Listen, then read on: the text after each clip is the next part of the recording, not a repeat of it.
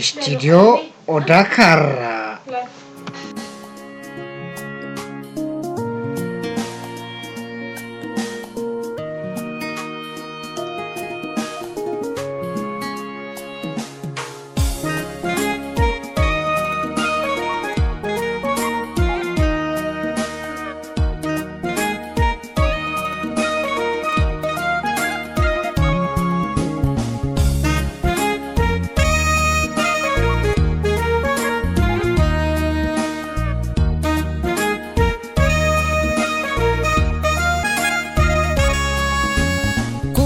Kamalamif jettani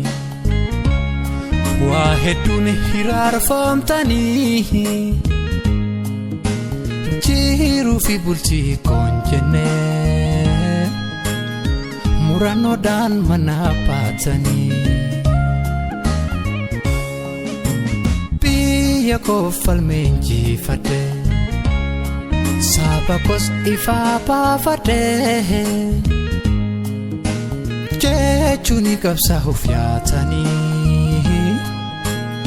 du'aa malee dootanii jireenyi biyyoormaa hamaa fedha isaan eenyutu eeyyamaa kuufu soo garaas guuttatee miyoom yaadaan jiisee boqotee jireenya sobaan sarbamne jiraachuun wayyuu jettanii deemsan deebine deemtanii yaadaan dhugaasoo deebotanii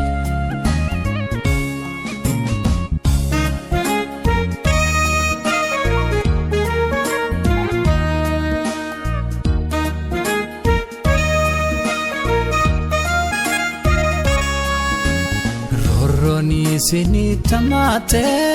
godaanuni dirqama taate mal maktan me mal balleessa dantatani soraa bineensa isin duutan kaayoon keessa ninduune jira galmeensa sabaaf jechas aarsaa taataan yoomunda gatamu nu keessa du'a keessanis gaddine waan goonu sidamne of dhiiphisne biyyeen isinii taasalphatu jannataa isinii falaatu yoomu hin qabnu boqonnaa hoggayyuu isin yaadanna uuma harka jira martinuu murtii haqa inna kennu haati keenyas dhiiga boosee yennaa doomtu ilmaan ishee abbaan keenya siin boqonne dhukkubsaate maadaa'onne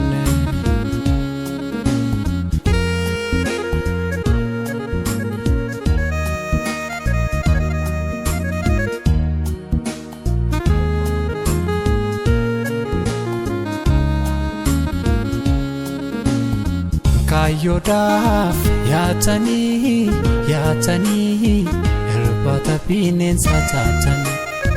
milkiidhaaf yaaddanii galma keessan hanqaaqtanii wal furee gaadadoon nurra tutture aanaanii Gubateem kan koo garaani kaayyoodhaaf yaatanii irbaata bineensa taatanii milkiidhaaf yaaddanii galma keessan hanqaaqtanii wal furee gaadadoon nurra tutture aanaanii